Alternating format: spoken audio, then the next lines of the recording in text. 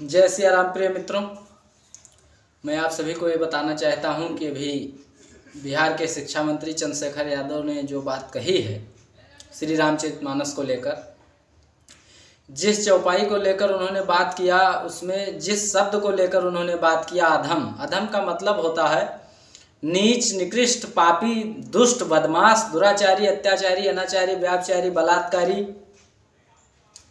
अधम इन सब शब्दों के स्थानों पर प्रयोग किया जाने वाला शब्द है। और मैं ऐसे महामूर्खानंदों से बताना चाहूँगा कि आप बोलने से पहले अपने वहाँ के साहित्यकारों, पढ़े लिखे लोगों से थोड़ा ज्ञान ले लिया कीजिए, उसके बाद बोला कीजिए। और बिहार के जनता का दुर्भाग्य है कि उनके यहाँ का शिक्षा मंत्री ऐसा है जिसे ज्ञान एक पैसा का नहीं है और आता जाता कुछ नहीं है, लेकिन वो शिक्षा मंत्री है। ऐसे बिहार का भविष्य और क्या होगा ये तो बस राम ही जाने। उसको इस बात की चिंता नहीं है कि बिहार में कितने बच्चे बिना शिक्षा के घूम रहे हैं, कितने गरीब लोग हैं जिनको शिक्षा नहीं मिल पा रही है, स्कूल नहीं है और वहाँ लाखों शिक्षकों का पद खाली है, उसकी चिंता नहीं है। उसे रामचरितमानस में क्या लिखा है और कैसे लिखा है, इस बात की चिंता है। और ऐसे नेता और मंत्री जिस देश में हों, उस देश का भला कोई नहीं कर सकता और ना हुआ है ना होगा। मैं साफ बताना चाहता हूं,